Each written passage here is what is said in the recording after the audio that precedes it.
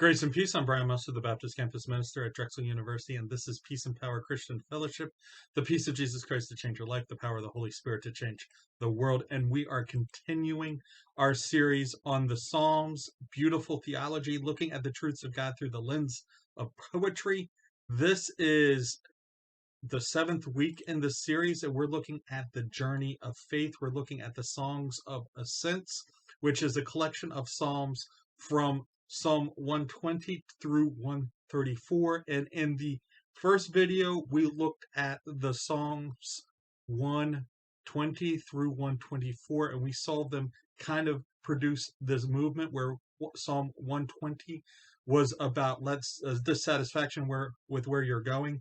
With where you are. Let's get up and start going toward something else. And then we saw this, that as we go, we should go with God, and God will go with us, and God is the God who goes with us. And then the third Psalm, Psalm 122, it was like, if we're getting up out of here, and if God's going with us, let's go to the house of God. And then Psalm 123 was talking about, let's wait for God. Once we get to his house, let's wait for him there with eager expectation.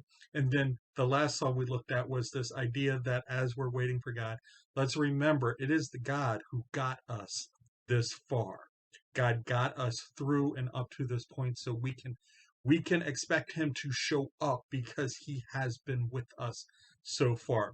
So in the second video, we are going to be looking at the Songs of Ascents, Psalms 125 through 129.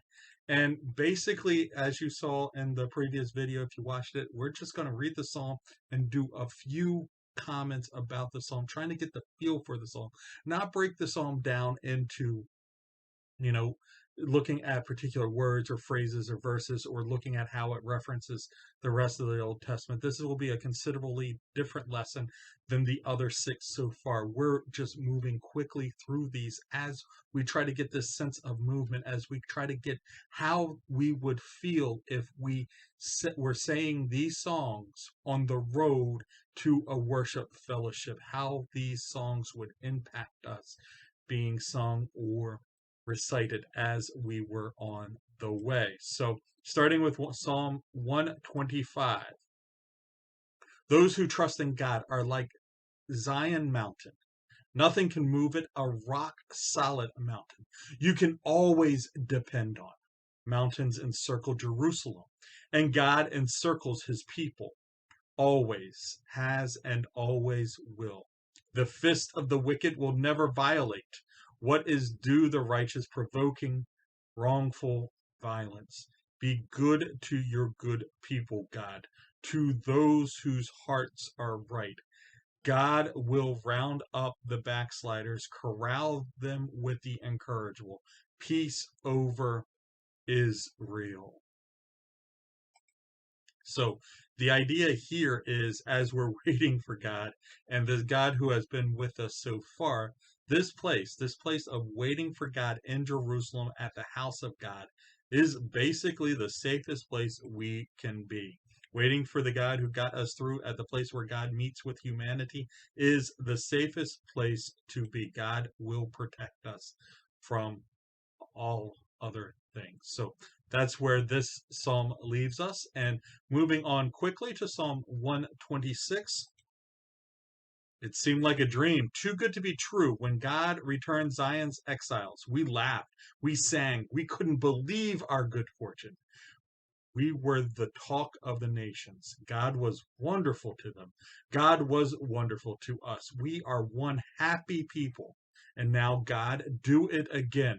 Bring rains to our drought-stricken lives, so those who plant their crops in despair will shout yes at the harvest. So those who went off with heavy hearts will come home laughing with armloads of blessing.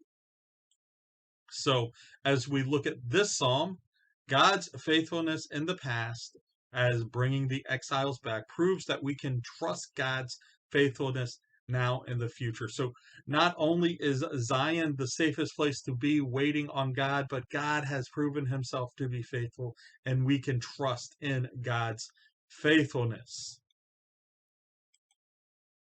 Psalm 127. If God doesn't build a house, the builders only build shacks. If God doesn't guard the city, the night watchman might as well nap. It's useless to rise early and go to bed late and work your worried fingers to the bone.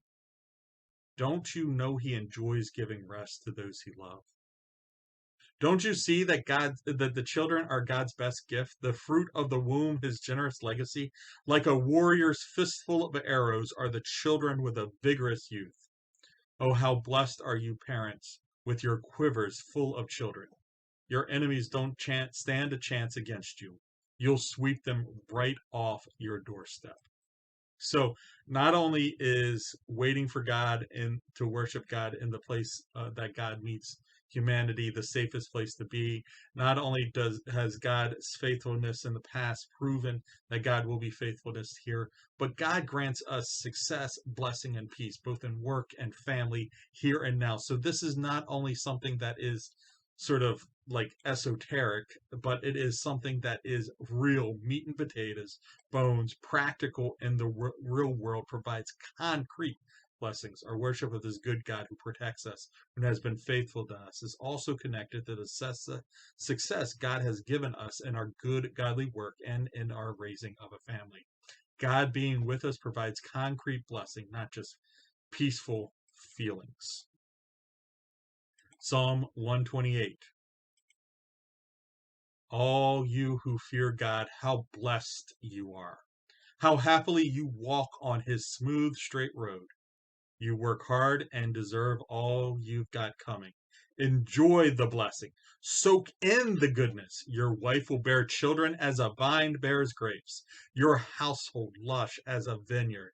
The children around your table as fresh and promising as young olive shoots. Stand in awe of God. Yes. Oh, how he blesses the one who fears God. Enjoy the good life in Jerusalem every day of your life, and enjoy your grandchildren. Peace to Israel. This is saying that not only does God bless and protect and give success and all this, but enjoy it. Enjoy the success God has given you. If you find yourself in a place of God's blessing, celebrate it. Worship him. Enjoy it. Eugene Peterson says it this way. The easiest thing in the world is to be a Christian. What is hard is to be a sinner. Being a Christian is what we were created for. The life of faith has the support of an entire creation and the resources of a magnificent redemption. The structure of this world was created by God so we can live in it easily and happily as his children.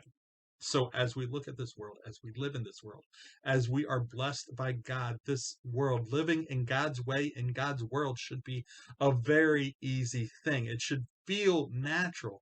The idea of shalom in the Old Testament is just the way things should have been. And that peace, that blessing is the way we live our lives. Living as a Christian in faithful obedience to God should be normal to us. Okay, looking at the last psalm for this section. They kicked me around ever since I was young. This is how Israel tells it. They kicked me around ever since I was young, but they could never keep me down. Their plowmen plowed long furrows up and down my back. But God wouldn't put up with it. He sticks with us. Then God ripped the harness of the evil plowman to shreds.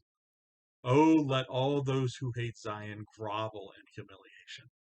Let them be like grass in shallow ground that withers before the harvest. Before the farmhands can gather it in, the harvesters get in the crop.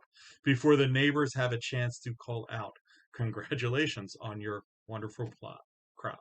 We bless you in God's name. So this idea here is that there are those who see my blessedness and attack me. There are those who are enemies of God and by default my enemies. They have never won. They have attacked, they have tried, they continue to try, but they have never won. I'm still standing. There is perseverance. So we see in this second piece that this continued movement of God is still going. We see in, Psalm 125 that this idea is that we can depend on God, and that this is the safest place for us to be, is in God's worship and in God. Then, this is the idea that God blesses in the past. God's faithfulness in the past is proof that God will be faithful to us in the future. And then we see that God blesses us both in our work and in our family. The blessings of God have real life applications, and then we should enjoy those blessings. But sometimes we get beat up, but it never prevails. We can persevere through whatever our enemies throw at us. So being in God's place is a good thing. So as we move through, there are 3 ways to join. Check out the calendar for more information, but in person Sunday nights at 5, live Monday nights at 7, and these weekly wrap-ups on YouTube and WordPress, Instagram, TikTok, Twitter, Facebook, LinkedIn, WordPress, YouTube. Those links are in the description. I enjoyed having this conversation with you, and hopefully it will continue real soon. Looking forward to video 3, where we wrap up the last 5 Psalms, which are called the Songs of Ascents. See you then.